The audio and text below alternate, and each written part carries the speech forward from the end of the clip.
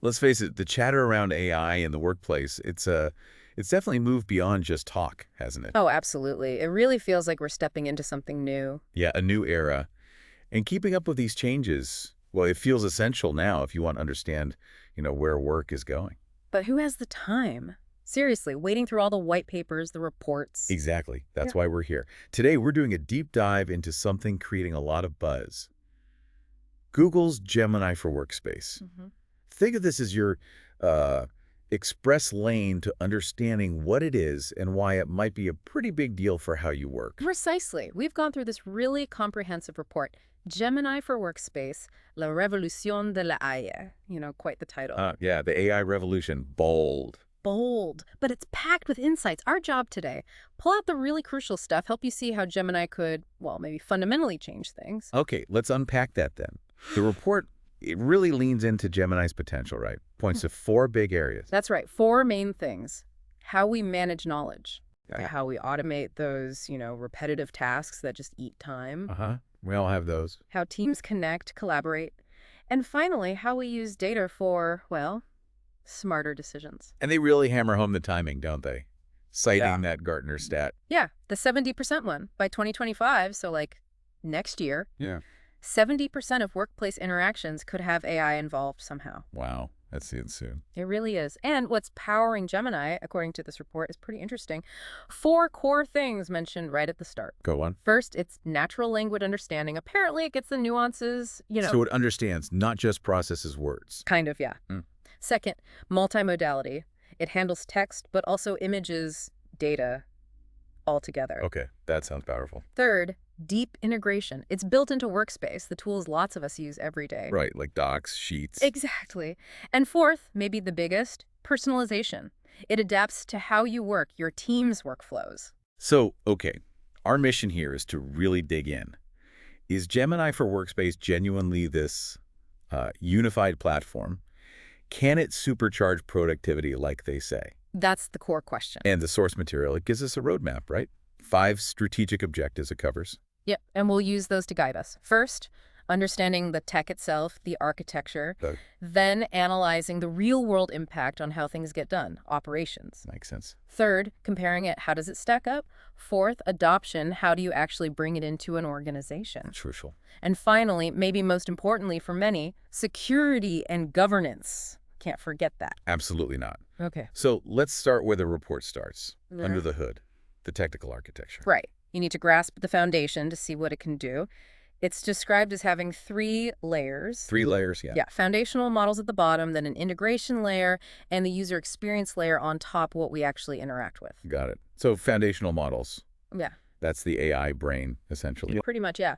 The report highlights Gemini 1.5 being integrated there, and its multimodal capability handling different info types. And you mentioned specialization.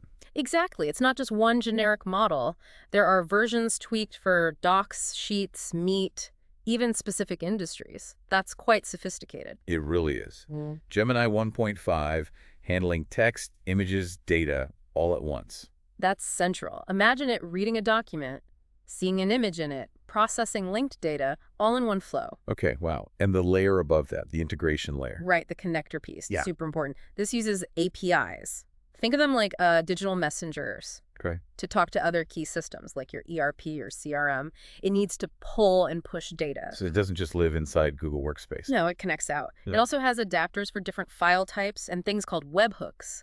Basically, triggers for automation across platforms. Okay, connecting the dots. And then the top layer, user experience, what we see. Yeah, what you interact with. The report emphasizes a unified conversational interface. Meaning you just talk to it in plain English. Seems like it, yeah. Wherever you are in Workspace. Plus, a real-time AI collaboration mode. Like it helps you while you're actually writing or in a meeting. That's the suggestion. And finally, an automated activities dashboard, a place to see what the AI is doing, the insights it's found for you. Okay, that gives a good picture of the tech. Let's pivot to the practical stuff. Use cases. The source breaks it down by department, which is helpful. HR first. Yeah, HR recruitment automation looks like a big one. Not so. Automated CV analysis, sifting through applications, even generating interview questions based on the role and the resume. That could save so much time. Right. And then for new folks, creating personalized onboarding plans, training materials. So not just faster, but potentially better, more tailored onboarding. Could be, yeah. More engaging, maybe more effective for the employee. Interesting. Yeah. What about beyond hiring, managing current employees? Performance management comes up. Analyzing 360 feedback, maybe drafting initial development plans. Synthesizing all that feedback, that's a heavy lift manually. Totally. Imagine getting help identifying the key themes. It could free up HR for more, strategic development work. Definitely see the appeal there. Okay, let's shift. Sales and marketing. What's the angle? Personalization again, but at scale.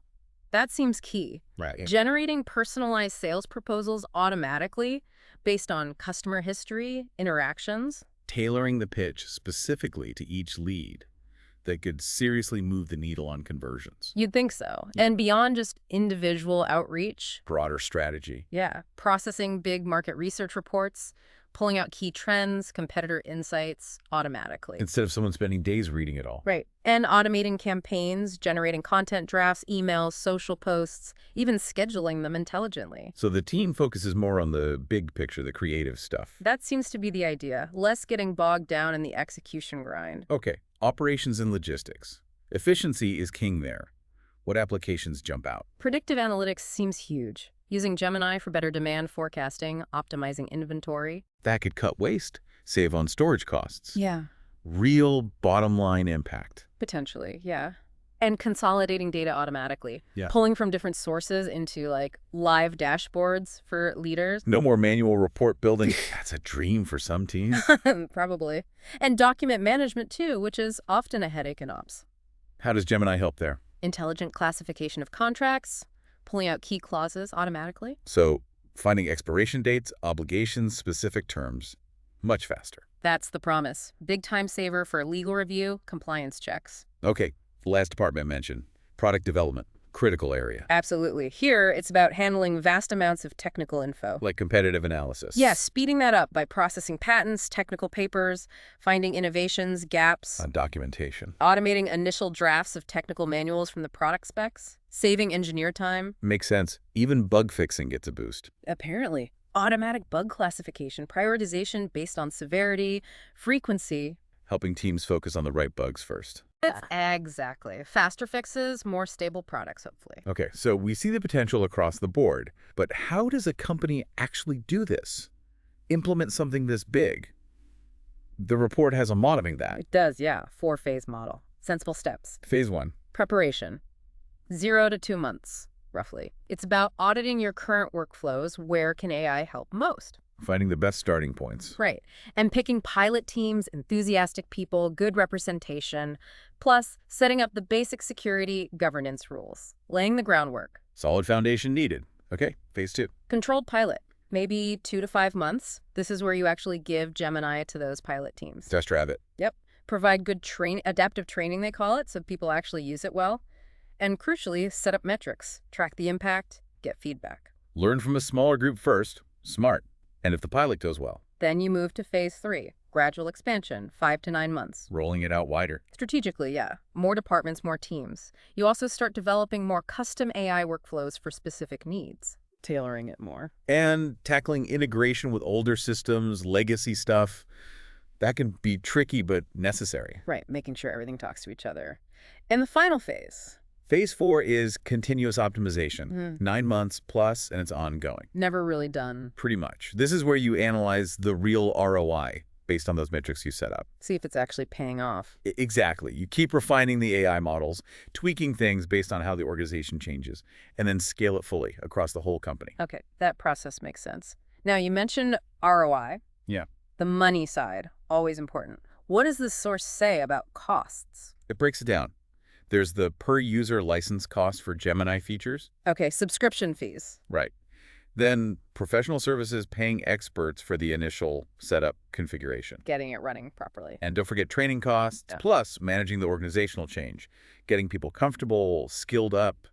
It's an investment. For sure. So costs involved. What about the benefits, the return side? Well, the potential returns, according to this analysis, look pretty good. They project a 30–40% reduction in time spent on routine stuff. Like creating documents, processing data, meetings. Yeah, even unproductive meetings. Plus, a 15–25% increase in things like customer response speed, Nice. accuracy in data analysis leading to better insights, and even employee satisfaction, less drudgery, maybe. That makes sense. Happier, more efficient people. So what's the overall financial picture they paint? The projections are quite positive, an 8–14 month payback period. Getting your investment back relatively quickly. Seems so. And over 3 years, a 240–310% ROI, plus a positive net present value. Basically, the long-term benefits are expected to significantly outweigh the costs. But these are projections, right? Depends on the company and how well they do it. Absolutely critical point. These numbers depend heavily on effective implementation, adoption, the company's specific situation, not guaranteed figures. Got it. So, stepping back. Yeah. Big picture. What are the main strategic takeaways from this whole analysis? Well, the report strongly suggests Gemini for Workspace is a significant leap, especially for certain types of organizations. Like who? Companies dealing with huge amounts of information, obviously, geographically distributed teams, businesses needing to make quick, data-driven decisions in fast-moving markets. So knowledge-heavy, agile organizations. Seems like the sweet spot. It's positioned as more than just an incremental update, potentially transformative for how work gets done. Does it highlight specific advantages Gemini might have over other AI tools out there? It does point to a few things. One is enhanced contextualization. Meaning? It can supposedly remember and understand longer, more complex conversations, leads to more nuanced help. Okay. Second, multimodality again, handling text, images, data together seamlessly in one workflow. That integration. Yeah, sounds powerful. And third, adaptability. Yeah. It learns your organization's patterns over time, getting better, more personalized, continuous learning. Interesting, but it's not magic. There must be caveats, things to watch out for. Oh, definitely. The report is clear on that.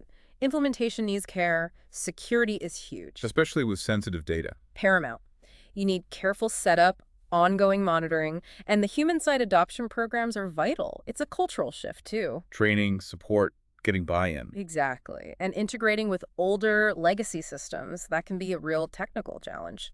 Needs planning. So potential hurdles are definitely there. Given all that, what are the key recommendations from the source? How should companies approach this? Start smart. Pilot projects first, focused on high-impact areas where you can actually measure success. Define what success looks like upfront. Crucial. Set those specific metrics before you start. Also, consider creating an internal center of excellence for generative AI. Like an internal expert group. Yeah, to build skills, share best practices, drive innovation with it, and finally, update your policies. Security policies, acceptable use. Absolutely. Need to reflect the new capabilities and risks of having this kind of AI in the workplace. It sounds like a really thorough report. You mentioned appendices, too. Digging even deeper. Indeed. There's a glossary for the tech terms, an implementation checklist, like a practical guide, links to other resources, even a visual roadmap for the rollout. Lots of detail there if you want it. Well, it certainly seems clear, based on this material, that Gemini for Workspace, it really could change things, augmenting what we do rather than just replacing. That's the key idea, isn't it? Making people more efficient, more effective, freeing them up for, higher level thinking. Augmented intelligence, better productivity, smarter decisions. That's the potential laid out here. So for you listening, as you process all this, and taking a cue from the report's own wrap-up, here's something to think about. How might the industry's specific uses of something like Gemini for Workspace uniquely reshape the competitive game in your particular field? Yeah, that's a great question. Moving beyond general productivity, what does it mean for your industry specifically? What new opportunities or challenges might arise? Worth mulling over as this tech becomes more embedded in how we all work. Definitely food for thought. Exactly. Consider this deep dive just the start. We hope it prompts reflection on what this means for you, your work, and the future of getting things done. Thanks for joining us as we explore Gemini for Workspace.